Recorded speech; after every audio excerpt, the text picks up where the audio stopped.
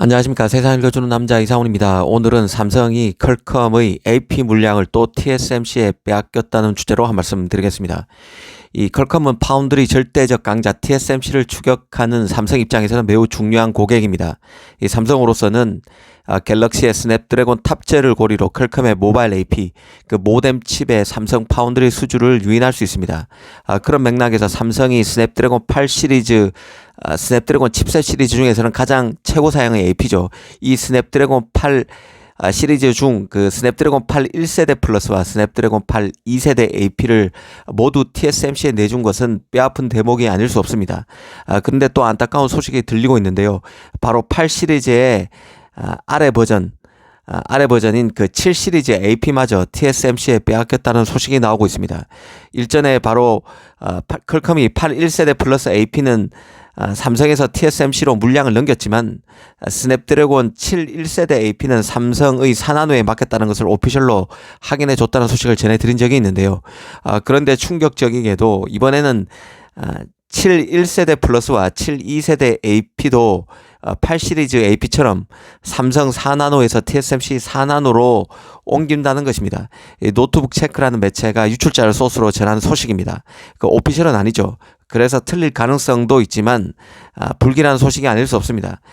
최고급 사양인 8 시리즈도 애초에 삼성 4나노에서 만들다가 TSMC로 옮겼는데요. 바로 아래 중상급 AP 모델인 7 시리즈도 마찬가지로 삼성 4나노에서 TSMC 4나노로 옮기는 것입니다. 이들 7 시리즈 AP 출시 시기는 올 3, 4월 정도로 점쳤습니다. 사실 이 소식이 찝찝한 이유는 삼성 4나노에 결정적 문제가 있는 게 아니냐는 의구심이 드는 정황이 계속 나타나고 있기 때문입니다. 이 퀄컴 AP는 삼성이 최대 고객입니다.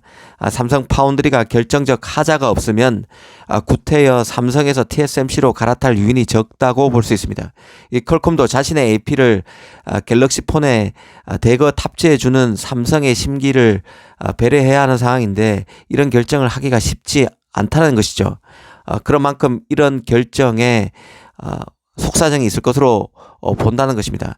더구나 지금은 불황기입니다. 삼성 파운드리의 제작 단가가 TSMC보다 더 낮은 것은 잘 알려진 사실이죠. 그런데도 4나노 AP 제작처를 옮기는 것은 아직 삼성의 기술력이 미흡하기에 그럴 개연성이 크다고 보는 게 합리적인 추론으로 봅니다. 이 스냅드래곤 칩셋 그 7 시리즈 같은 경우는 8 시리즈 AP에 비해서 설계 난이도도 떨어집니다.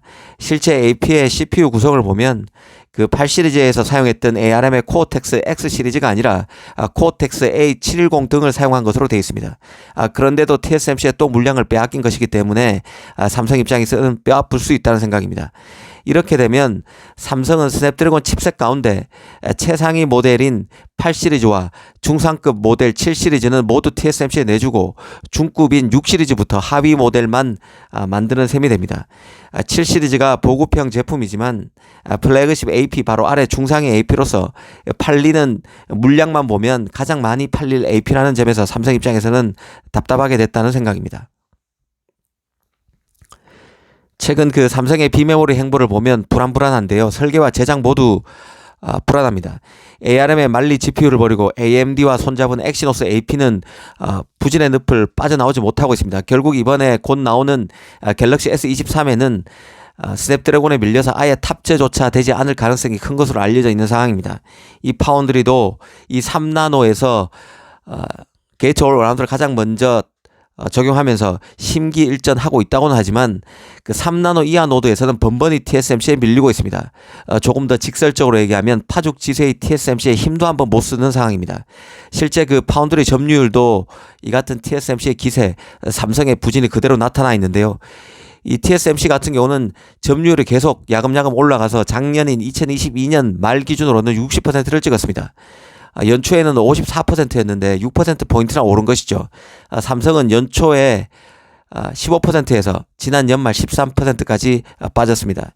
이 퀄컴의 움직임만 봐도 삼성이 왜 고전하는지 잘 드러난다는 생각입니다. 이 퀄컴 같은 경우는 앞으로 내놓을 칩도 크게 많아지는 업체입니다. AP만 만드는 업체가 아닙니다. 이 퀄컴은 AP에서 CPU, 자율주행, VR 등으로 사업을 계속 확장하고 있는 상태입니다. 특히 누비아 인수 이후 처음으로 ARM 기반 CPU도 내놓게 됩니다. 이런 퀄컴이기 때문에 이 파운드리에 재진출한 인텔도 이 퀄컴을 가장 신경 써야 할 잠재 팹리스로 보고 공을 들이고 있는 상황입니다. 이런 마당에 삼성 입장에서는 TSMC에 자꾸 물량을 빼앗기는 것이라 예사롭지 않다는 생각입니다. 현재로서는 삼성 입장에서 가장 긍정적인 시나리오라면 이 퀄컴의 3나노 AP를 유치하는 것입니다. TSMC를 완전히 따돌리는 게 힘들다면 이 공동으로라도 물량을 유치하는 것도 나쁘지 않을 것입니다. 삼성의 분발이 더 필요합니다. 여담으로 그 애플의 M 시리즈 후속작도 발표됐는데요. M2 프로, M2 맥스가 나온 것입니다. 빨리 출시되지 않을 것이란 말씀을 드렸는데요. 생각보다 일찍 나왔습니다. 하지만 예측대로 파운드리 적용 노드에서 달라진 것은 없었습니다. 이 3나노를 최초로 적용할 것이라 외신 보도가 숱하게 많았지만 기존대로 M2 칩과 같은 TSMC 5나노를 그대로 썼습니다. 애플도 최신 노드 적용에 부담을 느끼든지 아니면 구태여 빨리 3나노 칩을 지금 탑재해서 내놓을 사항은 아니라고 판단하는 것 같습니다. 이 M2 프로는 최대 12개 코어 CPU와 19개 코어 GPU가 탑재됐습니다. 이 M2가 CPU 코어는 8개, GPU는 10개였으니 이보다 더 나아진 것입니다. 하지만 그 M1 시리즈의 가장 업그레이드 버전인 M1 프로와 비교하면 M1 프로 같은 경우는 CPU 코어가 10개, GPU 코어가 16개였으니 크게 나아졌다고 보기는 힘듭니다. 드라마틱한 진화라고 보기는 어렵습니다. 극적 진화보다는 무난한 수준에서 M2 CPU 업그레이드 버전을 내놓은 것으로 이해하시면 될 것 같습니다. 오늘은 퀄컴과 애플 M2 프로, M2 맥스 출시 소식을 전해드렸습니다. 감사합니다.